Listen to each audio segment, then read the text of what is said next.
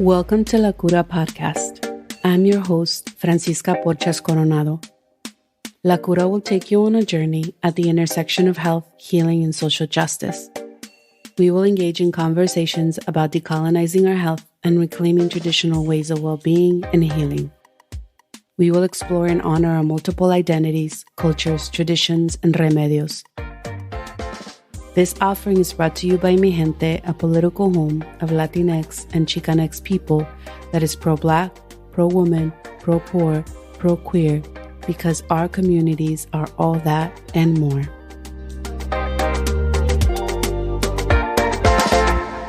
Today, I'm excited to say that we are joined by Kiani Conley-Wilson, and Kiani is part of the Soulfire Farm family. Before I tell you more about Kiani, I want to tell you a bit more about the Soulfire Farm. And then Kiani will tell us a whole bunch more, which I'm excited to share with y'all. The Soulfire Farm is an Afro-Indigenous centered community farm committed to uprooting racism, seeding sovereignty in the food system, and it raises and distributes life-giving food as a means to end food apartheid, with a deep reverence for the land and the wisdom of the ancestors. And it works to reclaim collective right to belong to the earth and to have agency in the food system. And it does that and a whole lot more, which we're going to talk about today. And so we do have Kiani Conley-Wilson with us. A bit more about Kiani is they are an assistant program manager at the farm.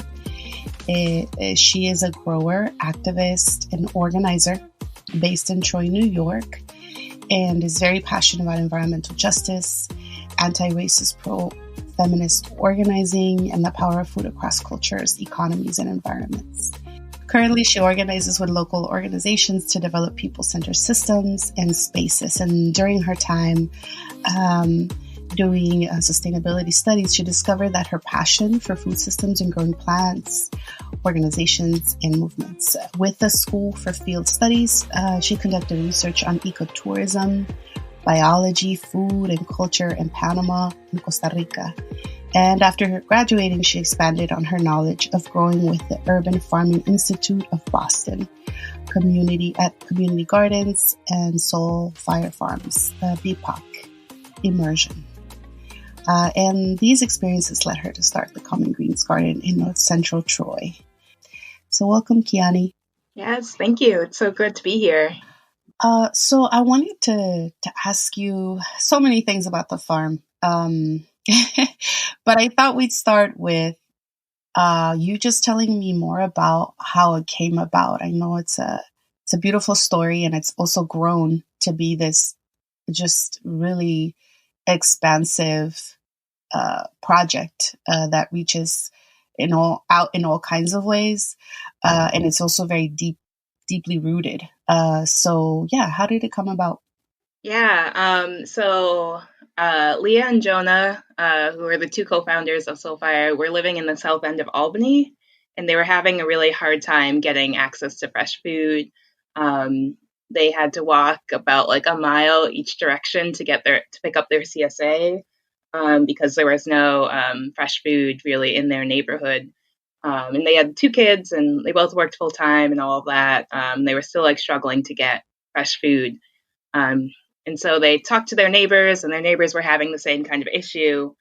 And their neighbors just found out that Leah and Jonah are farmers, like they know how to grow food. And immediately they were like, oh, well, you guys have the skill. You need to use it like with the community, and really encourage them to get some land and really provide food for the community. And so they ended up purchasing the land in 2006, and the land actually used to be logging land, so they used it to cut down trees and all of that. And the soil was like really like clay-like. It really like you could roll it up and all of that. And so with a lot of different restorative practices, we got the land to kind of be more of like a growing space. And I think in 2010 was when the farm officially launched. So we just celebrated our 10-year this past year. Wow, congratulations. Well, land is I know it's not easy to get. So I'm just like, it feels like it must have been quite a project to figure out how to acquire it. I'm just totally curious about what that looked like. I don't personally know about how the farm was really purchased, but I can speak a little bit about my experience purchasing land in an urban environment with Common Greens Garden. My situation, I think, is like a little bit like unique because Troy has a lot of property that is not owned by anyone. It's a lot of foreclosed property. So I think it's about every quarter they have a list of foreclosed properties that folks can purchase and bid on um, to the city. And I kind of was looking to start my own garden. And one of my friends really encouraged me to like look at the foreclosed property and get a piece of land from there. And it was a pretty straightforward process, just a pretty basic application asking like, what are you doing with the land? What do you plan on doing? Are you going to build anything? Um, and I had a couple of my previous professors write some letters of recommendation, just saying like, yeah, like Kiani will use it for a garden and really follow through on that. And the city ended up approving, or city council voted to approve my application. So that was like really exciting.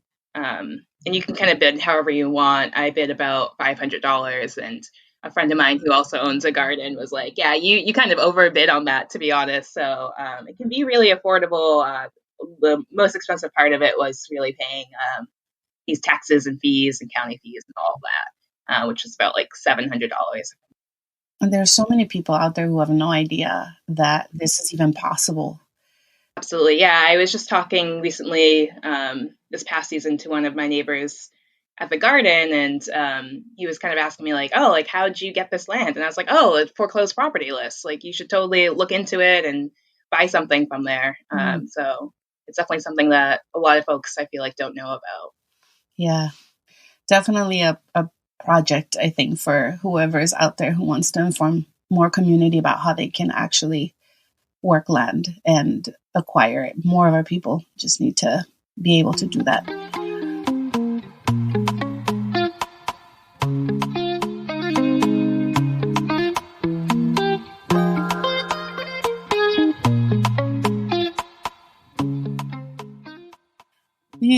The heart of your work at the farm and the farm's work is building what you called regenerative farming.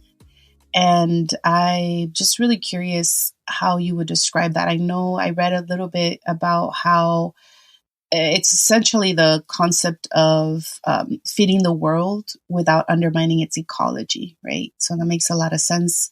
We should be able to do pretty much everything without undermining the world's ecology, but we don't, obviously, as a society. And so I'm just curious what regenerative farming actually means and looks like. Yeah, absolutely. And I think another thing that we do is like we really honor the land. I know Leah has a lot of different practices that she uses to kind of connect to the land and communicate with the land. And we actually like try and get or we actually do get consent from the land anytime we try and make any changes to the farm. Like I remember hearing the story about how the pond came into existence, and Leah had been like praying and asking the land, "Can we build a pond here?" And for years, the land was like, "No, no, no." And then one year, the land was like, "Yeah, like it's time to do that." So we kind of have like really, I think, unique practices at the farm, and I also think a part of it is not only just like caring for the environment, but also caring for our like heritage. A lot of our practices come from like Black agrarians, like composting was something that Cleopatra did. Um, having like rotating crops and all of that. George Washington Carver was really into, and the Mbambu people of Africa were building raised beds, centuries ago. So it's also like, I don't know, I really admire how it's all connected and all that. Mm-hmm. Right. There's like a long legacy of Black people of the world um, doing regenerative farming. and a lot Absolutely. of lessons that could be drawn for that. And I think what you're saying also is it has everything to do with being connected to the soil beyond just the soil as we see it, but Hmm. actually Yep. being in relationship in a spiritual way, and knowing that it has agency as well, and it's not just us having power over, but that it has agency and it has spirit, and it could also give consent or deny it, right? Absolutely. And like, the soil, like there's all these microbes living in it. So it's also kind of alive too. You don't really think about it, but those microbes really help support plants and all of that. So those are really important to keep alive. What are the crops? I know it's obviously by season. Hmm. What level are you all farming? How many acres are we talking about? Yeah, so the farm sits on about 80 acres of land, but we really only use about 3 acres of land um, that's been like developed. So there's about like 1 acre that's kind of like our housing and our buildings and all of that. Another acre that we're using now for like farm animals, which is really exciting. We have like pigs, chickens, guinea hens, ducks. I'm trying to think. We have basically everything. I think I'm trying to remember if our website has all of them. But yeah, we have a whole bunch of animals and honeybees as well. And then there's another field that's just crops. So we grow like collards, carrots, potatoes, squash, a lot of like medicinal herbs as well. Some fruit like raspberries, strawberries, and we have some orchards as well. I know for a fact that we have apples. So, what happens to all those crops in the season when you all are able to harvest? In this past year in 2020, we had a solidarity share. So all of that, the things that we grew essentially were sent out to the community in Troy and Albany, and a couple of our community partners who distribute it to their constituents. Um, And, in a typical season, will have programming. So some of that food that's grown is actually used for our week long immersion programs or our day long youth programs, things like that. But this year we didn't really have many people on the farm. So we kind of pivoted and kind of focused more towards providing more food for our community.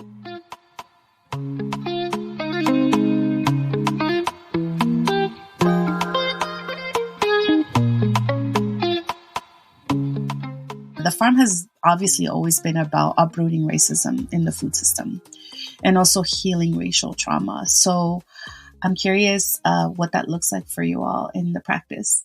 Yeah, I think a lot of it is also like just so we have like uprooting racism trainings that are about like 3 hours, I think, on Zoom. Now they used to be in person, but we can't do in person things. But a big part of like that training is just like understanding the history and the like historical trauma and all the things that kind of made the world that we live in today. So I feel like that's also part of the healing process, just understanding the narrative, the story, what really happened. Um, and then the second part of it is just kind of like committing to dismantling racism wherever you see it, whether it's in the organization or like your peers or whatever it is. And that might look like, you know, if you're like an organization that has a lot of money, like distributing funds to BIPAC organizations or people that are really committed to reparations or dismantling racism. Um, if you're like a nonprofit that's like uplifting voices, making sure that you're not just putting like Black, Indigenous, other folks of color on your website and not actually supporting them. So really, just looking at like what is your commitment to dismantling or questioning the systems that are in place that are being oppressive. How has that been for you? What like has that as part of your journey in working with the farm, the piece around racial healing? Yeah, I'm trying to think. I feel like I kind of started healing um, kind of before I even like knew the farm existed. Like being a Black person in America is difficult. And, when I got to college, I kind of realized like, oh, there was a lot of things that was happening in my high school that was like really racist and not okay. And kind of just looking at that and, I don't know, examining it. And also like, I don't know, I work with a lot of like white people in my organizing. So it's not like, not seeing it as like white people are inherently bad, but some white people are capable of doing pretty bad things. And I don't know, I feel like I've really focused on building solidarity with folks and like understanding where they're coming from and trying to grow and develop together. Um, so I feel like that's been part of it, is just like figuring out ways to work together. And then I don't know, I feel like on an individual basis, just kind of recognizing my own personal trauma and like systematic trauma and trying to find ways to navigate it and support systems that help me feel seen and heard and all of that. When I think of your work, I imagine these like concentric circles. You're very much rooted in the land, in the spirit of the land, in the aliveness of it all. As you were laying out all the things that live in it that are very alive. And then also the community surrounding the farm and the leadership that you're building. You are a perfect example of that. And then the next circle, I guess, would be some of the regional work. And then you all do also national work. So I was hoping that you could tell us a little bit more maybe about what the regional work and some of that national work looks like. Yeah, absolutely. And it's so funny that you like talk about these concentric circles, because in this past year, Jonah has built a classroom, and part of that classroom has been like a vision of his for a long time of like a reciprocal roof. So essentially, each of the steps of the roof are connected to the previous ones. It's really cool looking. I can send you over a picture. But that's kind of like what I think about when I think about how these things are all connected and building upon each other. But yeah, on a regional sense, like we're doing a lot of work with building out like an ecosystem for New York State in terms of like Black farmers.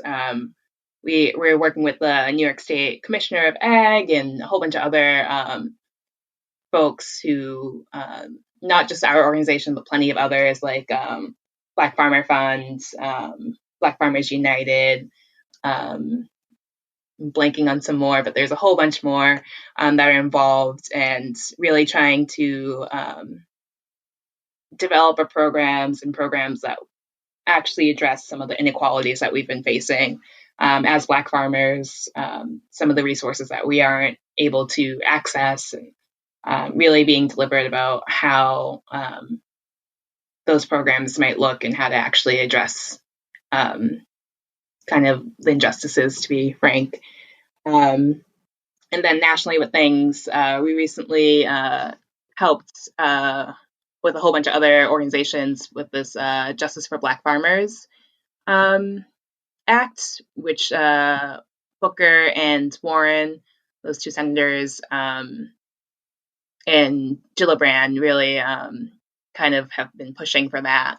I'm not as like connected to this national work, but it's really about trying to address these the historical injustices for Black farmers and giving land back to Black farmers, essentially. I know these are some of like the goals that are definitely long term that the farm has, and 10 years is such an amazing accomplishment, and the work that you all have done. I know you also have a fellowship where you're training more Black, Indigenous, people of color to farm and to have connection, a spiritual connection with the land as well. But I'm curious about what your sort of broader vision is beyond some of these strategic goals, which are really important and critical and are a long-term piece of work. We are going back to the climate crisis conversation. We know that the world is going through some really big shifts, and that in the next 30 to 50 years, it will look very different. I mean, it could look very different next year, just like this past year looked. But I'm just curious, like, what you all envision in, I don't know, 20, 30, 40 years. And from more of a perspective, I'm not the disaster, but like what you hope is built. I'm really hoping that it looks almost similar to how folks have responded to COVID. And, you know, I've seen so much like community support and folks coming together. Some of like accomplishments that I've been able to do with the support of other folks. Like with Soulfire in the city, we built like 4-day raised beds for folks suffering under food apartheid in Troy, Albany, and Schenectady areas this past season. And yeah, I think it just, I don't know, I hope to see like Soulfire not being the only kind of farm that's doing this kind of work, which we're not the only farm, but like having more Soulfire Farm like organizations popping up that are focused more on building community and being mindful about the environment and having a relationship with the land, as opposed to kind of this extractive kind of model that we see in a lot of different nonprofits and organizations and businesses. So I'm really hoping to see more of that. And I'm also like hoping, and I feel like this kind of ties into it, like more like holistic learning styles and teachings. That's not just like separating out all these topics, but like seeing how they're all interconnected and how they relate to one another.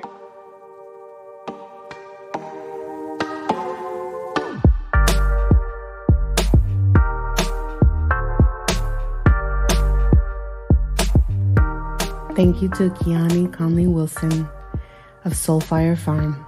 You can learn more about Soulfire Farm at soulfirefarm.org, and you can find them on social media at Soulfire Farm.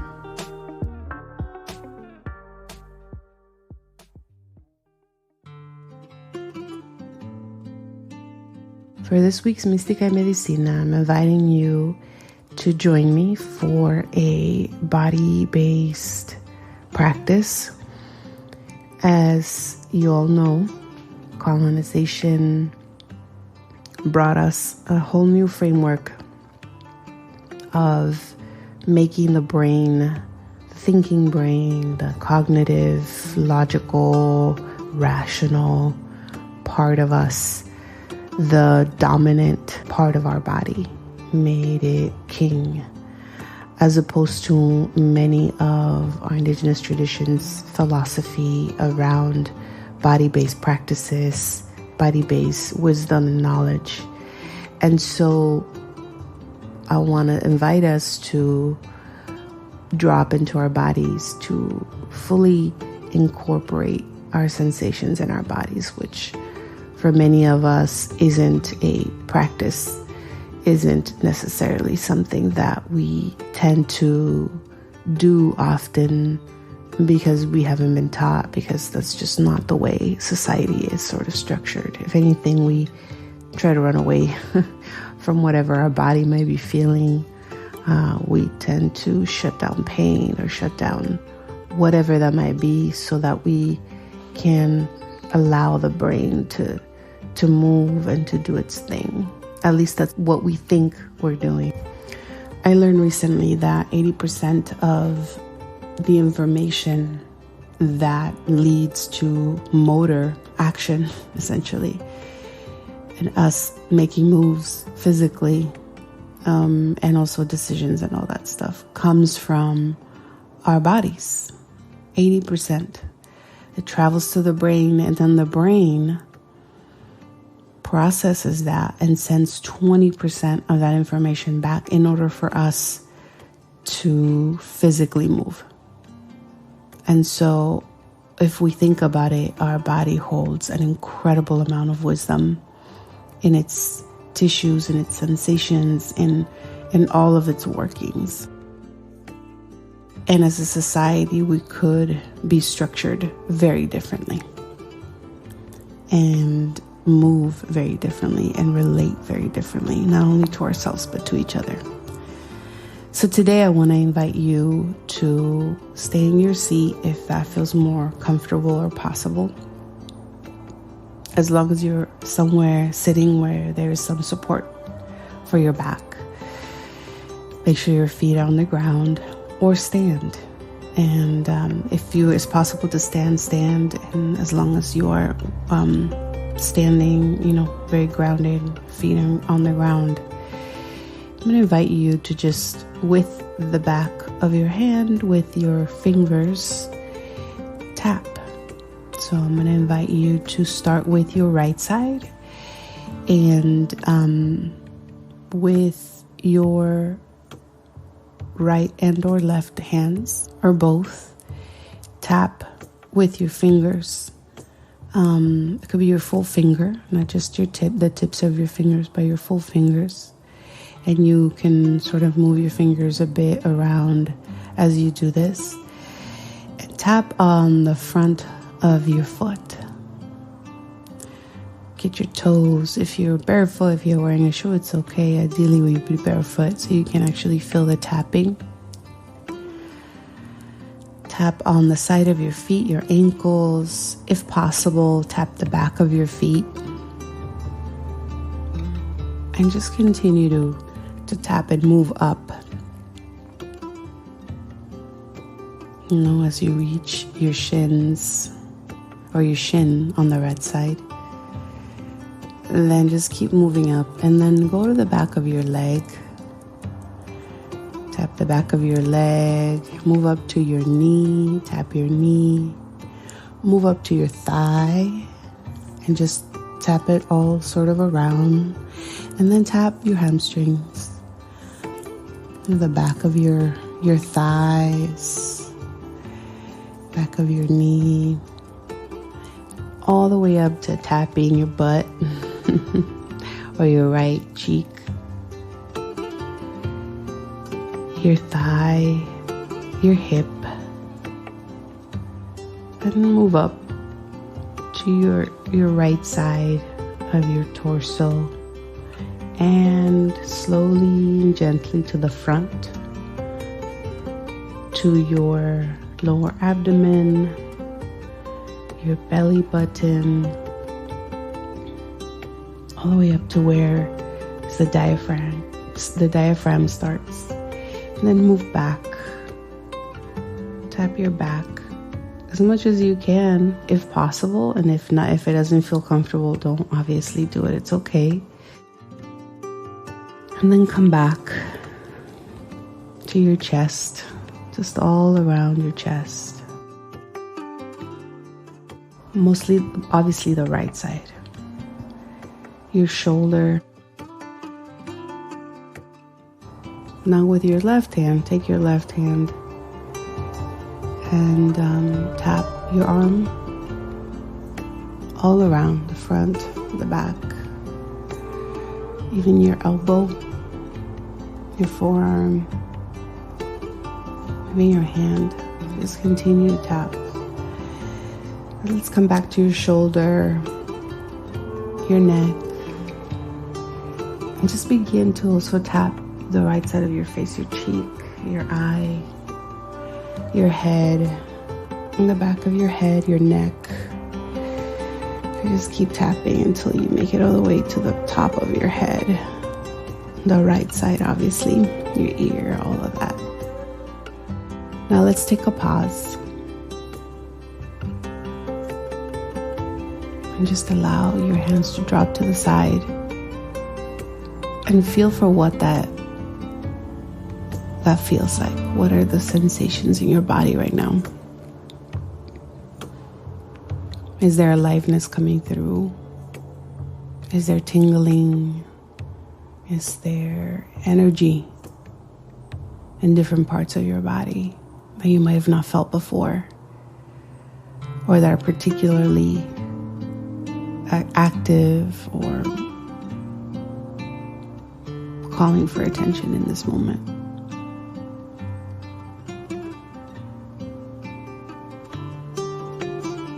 And so you just allow yourself to notice without influencing it, without intervening, without, making a judgment about it.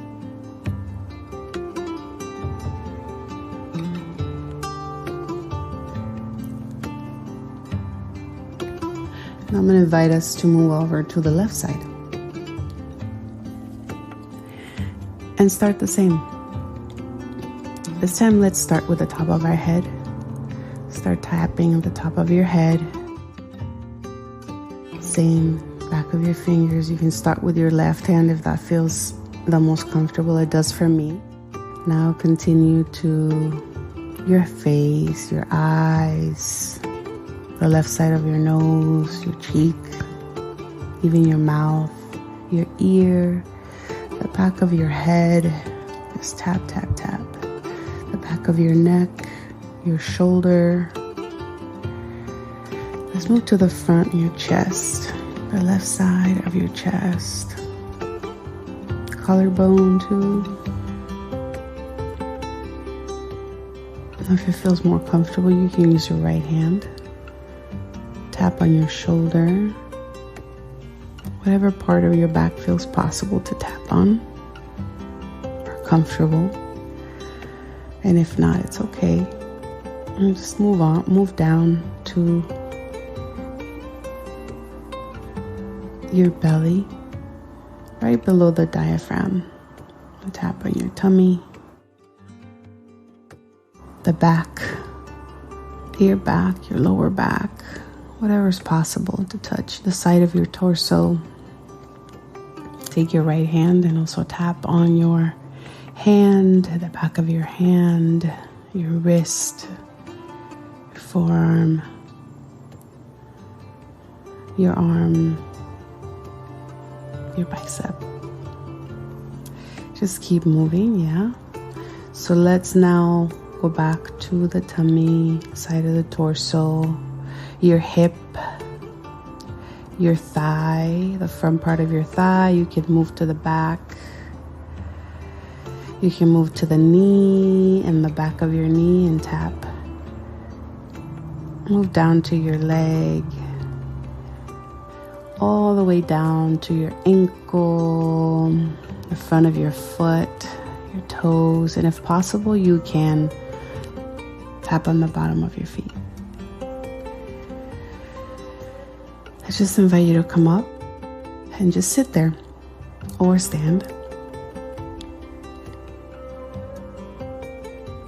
And just allow for those sensations. Now, might be that there's a lot of energy moving through your right side still, and now there's a lightness and energy moving through your left side. Tingling perhaps, or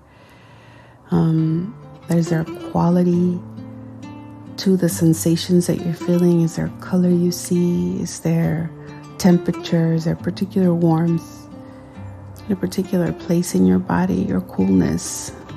I feel very warm. Actually, I feel much warmer than when we started.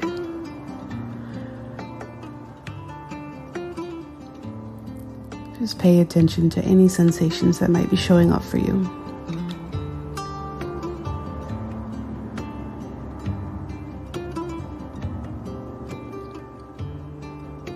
And just whenever you're ready, I invite you to come back into the space that you're in.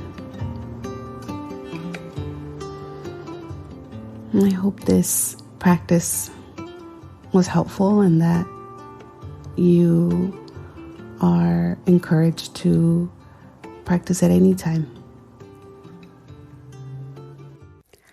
La Cura is a donor-supported free resource.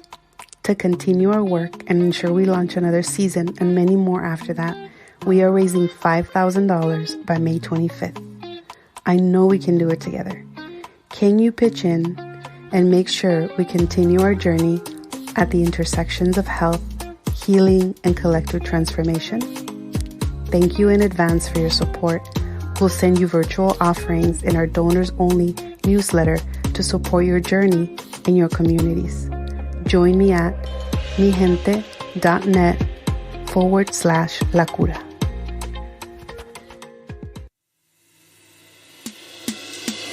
Thank you for listening to La Cura Podcast. The podcast is hosted and produced by me, edited by Lourdes Hernandez. A very special thanks to Phil Circus for all his support and guidance on all aspects of production of this new season for La Cura. Thank you, Phil.